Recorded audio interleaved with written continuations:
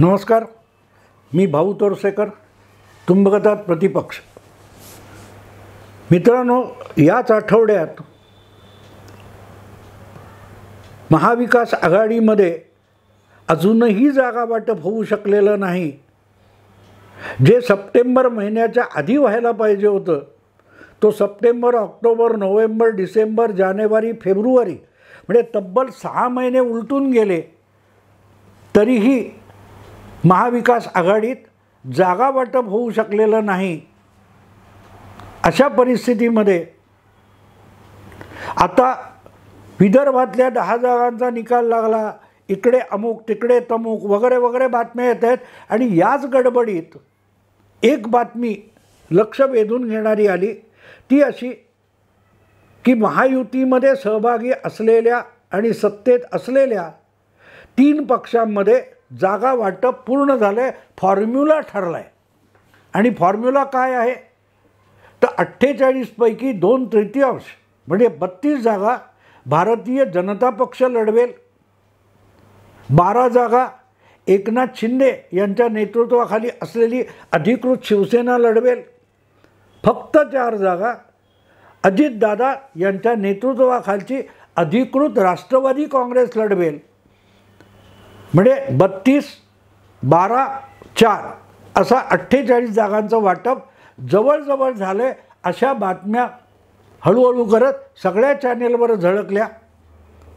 पण त्याला दुजोरा महायुतीपैकी कुठल्याही पक्षाने आणि कुठल्याही नेत्याने अजून तरी दिलेला नाही. आणि म्हणूनच अशा फॉर्म्युल्यावर किंवा जागा वाटपावर मी तरी विश्वास ठेवत नाही. आणि त्याचं कारणही तुम्हाला सांगतो की एकनाथ शिंदे यांच्या नेतृत्वाखालची जी अधिकृत शिवसेना आहे, ज्याच्याकडे धनुष्यबाण ही निशाणी आहे, त्या पक्षाचे सगळ्यात वयस्कर असलेले नेते आणि बाळासाहेबांच्या काळापासून शिवसेना संघटित करण्यासाठी अहोरात्र लाभलेले स्थानीय लोकाधिकार समितीचे एक संस्थापक नेते गजाभाऊ कीर्तीकर यांनी या आकड्याविषयी तक्रार केलेली आहे. अजून राष्ट्रवादी काँग्रेसकडून कुठची प्रतिक्रिया आली असेल तर ती निदान माझ्या कानापर्यंत आलेली नाही. पण एकनाथ शिंदे यांच्या पक्षाचे ज्येष्ठ नेते गजाभाऊ कीर्तीकर जेव्हा तक्रार करतात, तेव्हा असा काय फॉर्म्युला ठरला असेल असं वाटत नाही. आणि प्रतिक्रिया देताना सुद्धा गजाभाऊंनी सुद्धा स्पष्ट शब्दात सांगितलं की असं काही जागा वाटप होणार असेल तर त्याची कल्पना आमच्या पक्षाचे प्रमुख नेते, मुख्य नेते म्हणजेच मुख्यमंत्री एकनाथ शिंदे आम्हाला त्याची पूर्वकल्पना देतील. शिवसेना अधिकृत जी आहे तिच्या नेत्यांना अंधारात ठेवून एकनाथ शिंदे असा कुठलाही निर्णय घेण्याची शक्यता नाही. ते आमच्याशी सल्लामसलत करतील, विचार विनिमय करतील, मगच भाजपबरोबर जागा वाटपाचा अंतिम फॉर्म्युला तयार होईल, असं गजाभाऊंनी ठामपणे कॅमेऱ्यासमोर प्रतिक्रिया देताना सांगितलं. याचा अर्थच 32 + 12 + 4 हा जो फॉर्म्युला माध्यमामध्ये सांगितला, दाखवला आणि चर्चेला जातोय, त्यामध्ये काडीचंही तथ्य नाही आहे.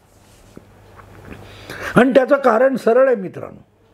कारण सरळ आहे. एक आजच्या परिस्थितीमध्ये भारतीय जनता पक्ष सोडला तर गेल्या लोकसभा निवडणुकीमध्ये जे लोकसभेत निवडून आलेले खासदार होते प्रत्येक पक्षाचे, ते आपापल्या पक्षाचे सुद्धा राहिलेले नाहीत.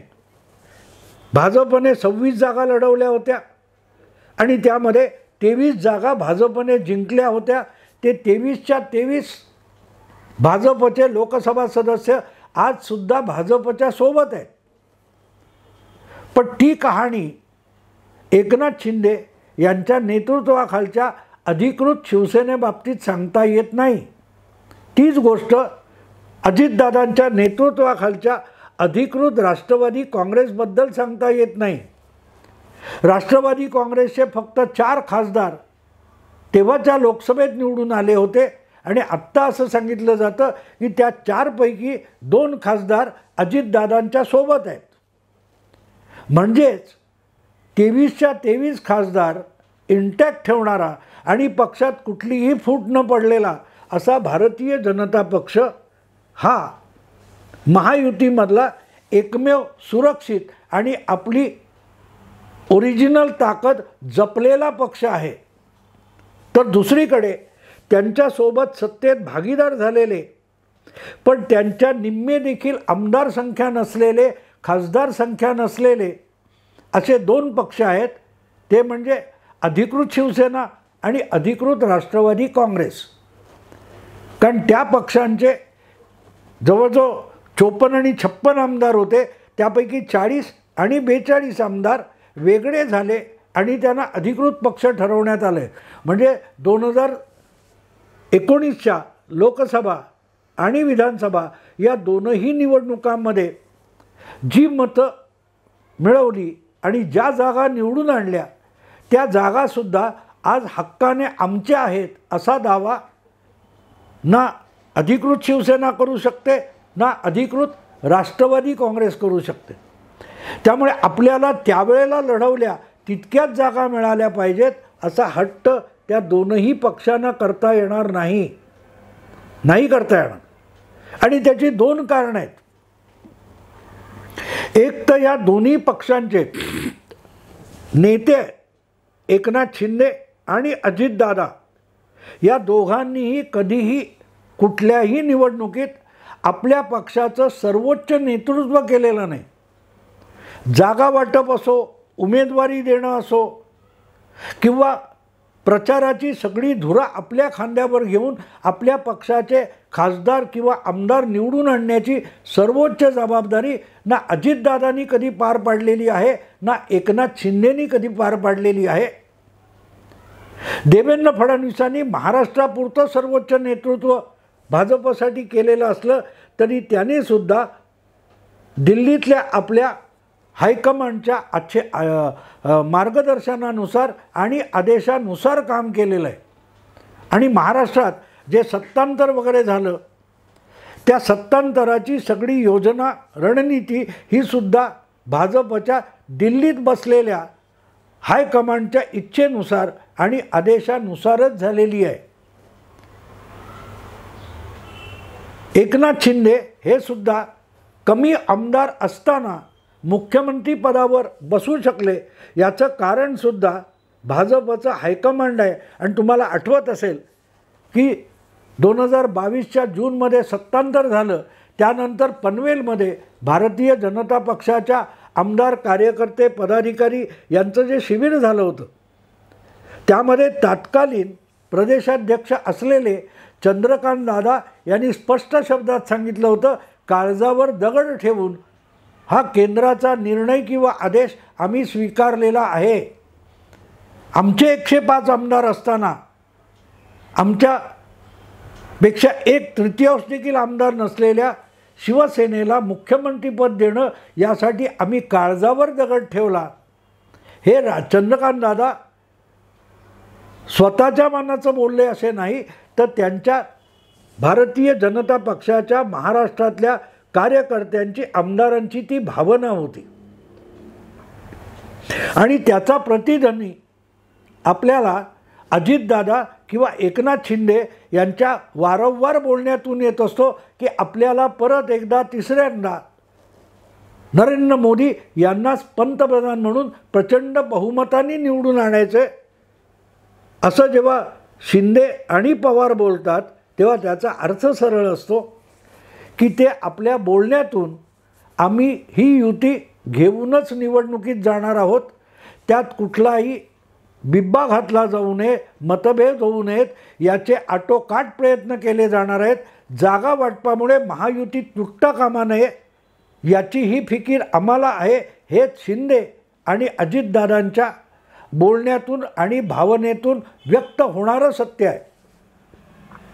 आणि त्यामुळे पहिल्यांदाच पक्षाचं एका सार्वत्रिक निवडणुकीत नेतृत्व करत असताना तो आत्मविश्वास या दोनही नेत्यांकडे नसेल तर त्यांच्यासाठी आपोआपच अमित शहा किंवा नरेंद्र मोदी आणि JP नड्डा हेच त्यांच्यासाठी सुद्धा हायकमांड होऊन जातं. आणि इथे महाविकास आघाडी आणि महायुती यातला फरक आपल्या लक्षात येतो. पण जो भारतीय जनता पक्ष अधिक नव्हे दुप्पट अडीचपट आमदार असताना एकनाथ शिंदेना आपलं मुख्यमंत्रीपद देतो, जो भारतीय जनता पक्ष आपल्या वाट्याला येऊ शकणारी मंत्रिपदं टाळून अजितदादांना सुद्धा महायुतीमध्ये सामावून घेतो आणि 9 मंत्रिपदं त्यांना देतो, त्या भारतीय जनता पक्षाला त्यांचं लक्ष लोकसभा असेल तर अधिकच्या जागा देणं हे आपोआपच शिंदे आणि अजितदादा यांचं कर्तव्य बनून जातं. आम्ही तेव्हा किती जागा लढवल्या या आधारावर तुम्ही आज जागा मागणार असाल तर आज ज्यांचे अधिक आमदार आहेत त्यांचा हक्क मान्य करून तुम्हाला त्या प्रमाणात मंत्रिपदं आणि मुख्यमंत्री पदसुद्धा द्यावं लागेल. तिथे तुम्ही आपला फायदा बघणार. मग लोकसभा हा तुमच्या आवाक्यातला विषय नसताना आणि राष्ट्रीय राजकारण हा तुमचा अजेंडा नसताना त्यात भाजपसाठी थोडी माघार घेऊन थोडं बॅकफूटवर जाऊन भाजपला अधिक जागा देणं हे या दोन्ही मित्रपक्षांच्या सर्वोच्च नेत्यांना मान्य करावं लागेल. पण एक गोष्ट आहे मित्रांनो, एक गोष्ट आहे की एकनाथ शिंदे यांच्याबरोबर शिवसेनेच्या 18 पैकी 13 खासदार आलेले आहेत. ते तेव्हा निवडून आलेले खासदार आहेत. त्यामुळे भाजप वगळला तर महायुतीतले जे 2 पक्ष आहेत छोटे, राष्ट्रवादी आणि शिवसेना, यांना लोकसभेच्या जागांवर दावा सांगताना काही प्रमाणात माघार घेणं भाग पडणार आहे. नसेल तर या क्षणी तरी भाजपने महाविकास आघाडीचा पुरता विचका केला असताना हातची सत्ता गमावणं ना अजितदादांना परवडणार आहे ना एकनाथ शिंदेंना परवडणार आहे. त्यामुळे भाजप कितीही बोटचेपी भूमिका घेत असला तरी त्याच्या मर्यादा आहेत, सीमा आहेत. त्या पलीकडे भाजपची कोंडी करून या दोनही पक्षांना जाता येणार नाही. त्यामुळे 48 जागांपैकी जास्तीत जास्त जागा भाजपला सोडणं त्या दोघांनाही भाग पडणार आहे. हां, त्याच्या बदल्यामध्ये आत्तापासून विधानसभेच्या अधिकाधिक जागा आमदारांच्या आकड्याच्या पलीकडे जाणाऱ्या अधिक जागा आपल्याला मिळाव्यात यासाठी अजितदादा आणि एकनाथ शिंदे प्रयत्न करू शकतात आणि त्या जागा भाजप देईलसुद्धा. याचं कारण भाजपचं सगळ्यात मोठं लक्ष लोकसभा आहे, केंद्रातली सत्ता आहे. राज्यातल्या सत्तेत मित्रपक्ष आपल्यासोबत राहून वाढले तर भाजपला नको आहे असं बिलकुल नाही. म्हणूनच तुम्ही बघाल तर अनेक ठिकाणी भाजपने दुबळे असूनही मित्रपक्षासोबत ठेवलेले आहेत. जसं कर्नाटकात देवेगौडांचा पक्ष भाजपकडे आलेला आहे, बिहारमध्ये नितीश कुमारांचा पक्ष आलेला आहे, उत्तर प्रदेशमध्ये राष्ट्रीय जनता दल जयंत चौधरींचा पक्ष आलेला आहे. त्यामुळे या पक्षांना जागा वाटपात काटछाट फक्त लोकसभेसाठी होईल, पण विधानसभेला जरी सगळ्यात मोठा पक्ष म्हणून सर्वाधिक जागा भाजपकडे आल्या तरीही जिंकण्याची शक्यता असलेल्या जागा शिंदे आणि अजितदादा यांना देण्याचं औदार्य भाजप नक्की दाखवेल. आणि म्हणून या क्षणी लोकसभा निवडणूक दार ठोठावत उभी असताना जे काय 32-12-4 हा फॉर्म्युला सांगितला जातो तो मला पटत नाही. कदाचित तो 32वरून 30पर्यंत खाली येईल, 30पर्यंत खाली येईल. आणि एकनाथ शिंदे यांच्याकडे 13 खासदार असल्यामुळे त्यांना जरी 13 जागा नाही तरी 12 जागांवर समाधान मानावं लागेल. कारण यातले बरेच लोक एकनाथ शिंदे यांच्यापेक्षा भाजपला जवळ गेलेले आहेत. किंबहुना पुढच्या लोकसभेत निवडून यायचं तर भाजपसोबत असलं पाहिजे, मोदींच्या चेहऱ्यावरच निवडून येऊ शकतो या धारणेतून अनेक शिवसेनेचे खासदार एकनाथ शिंदेंच्या बरोबर गेलेत. त्यामुळे ते खासदार कधीही मोदींशी एकनिष्ठ राहतील असेच असल्यामुळे त्यांच्यापैकी 12 जागा या त्यांना दिल्या जातील. पण त्यांना 12 जागा दिल्या तर उरतात किती जागा बघा मित्रांनो. आणि अजितदादांकडे स्वबळावर निवडून येण्याची क्षमता आज नाही ना एकत्र पक्ष असताना होती. म्हणूनच त्यांना 5-6 जागांवर सुद्धा समाधान मानावं लागेल. कारण आज या क्षणी ज्या परिस्थितीमध्ये अजितदादा आहेत त्यांना एकाच वेळेला मोदी आणि आपले काका यांना अंगावर आणि शिंगावर घेणं शक्य नाही आहे. त्यामुळे 6-7 जागांवर सुद्धा अजितदादा समाधानी राहतील. कारण त्यांना राज्यातल्या सत्तेपुरतं मर्यादित राहायचं आहे. अखिल भारतीय राजकारण करण्यात जसं शरद पवारांना रस होता तसा अजितदादांना नाही. म्हणून लोकसभेच्या जागा कमी घेऊन विधानसभेच्या जागा अधिक मागणं याकडे अजितदादांचा कल असेल, तसाच तो एकनाथ शिंदे यांचा असेल. आणि हे नवीन नाही, अनेकदा वेगवेगळ्या राज्यात वेगवेगळ्या पक्षात अशा तडजोडी झालेल्या आहेत.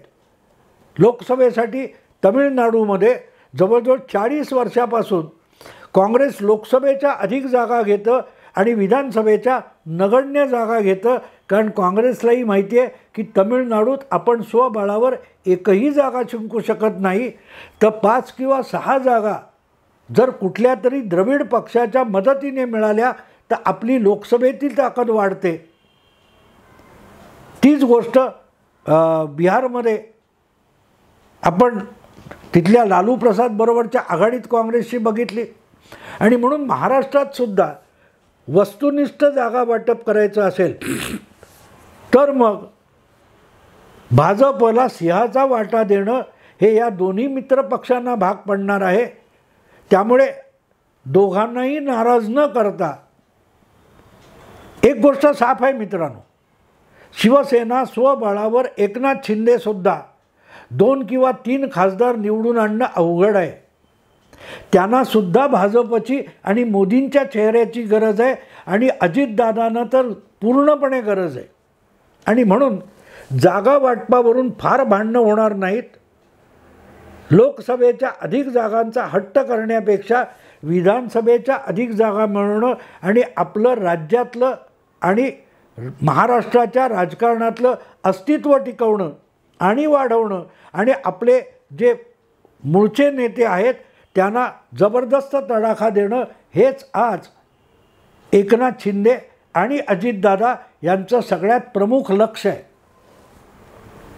आणि म्हणून 32+12+4 ही आकडेवारी किंवा हा फॉर्म्युला मला पटत नाही आहे. तो 32 आणि 8-8 असा सुद्धा असू शकतो. 32+8+8 असा सुद्धा असू शकतो. कदाचित तो 9 आणि 7 असू शकतो. 30+9 आणि 7 32 9 आणि 7 असाही असू शकतो. कारण भाजपला 400 पार हे त्यांनी लक्ष ठेवलेलं असेल तर हे 2 पक्ष जितके सोबत पाहिजेत तितकाच लोकसभेतला स्वपक्षाचा आकडासुद्धा महत्त्वाचा आहे.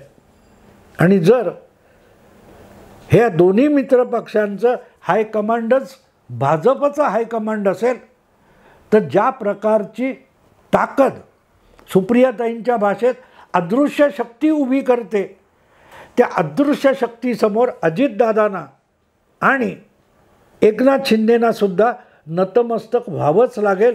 किंबहुना ते ऑलरेडी नतमस्तक झालेले आहेत हे त्यांच्या बोलण्यातून सुद्धा दिसतं. ही बाब लक्षात घ्या तर तुम्हाला कळेल की जागा वाटपाचा आत्ता जो सांगितला जातो आहे फॉर्म्युला तो माध्यमांची दिशाभूल करण्यासाठी आहे.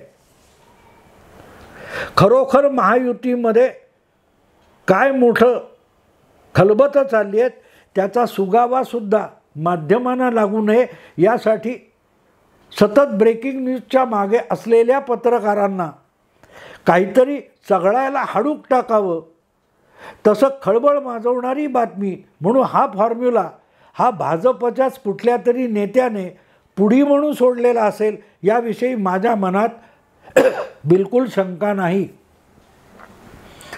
बघा, आतल्या कोर्टातली बातमी आहे, सूत्रांकडून आलेली बातमी आहे म्हटल्यानंतर असे पत्रकार हे उतावळे होऊन गुडघ्याला बाशिंग मानतात. पण जेव्हा त्यांच्याकडून अशी बातमी सोडली जाते जी भाजपची अधिकृत बातमी नाही पण सूत्रांकडून आलेली आहे आणि आपली चमचेगिरी करणारे मराठी माध्यमातले पत्रकार 32-12-4 सांगतात, त्यावर विसंबूनसुद्धा महाविकास आघाडीची दिशाभूल होऊ शकते. आणि म्हणून हा जो 32-12-4 असा फॉर्म्युला गेल्या आठवडाभर चालू आहे ती माझ्या मते दिशाभूल आहे. पण ती दिशाभूल जाणीवपूर्वक करण्यात आली आहे आणि पडद्याआड खऱ्या जागा वाटपाची चाचपणी चालू आहे.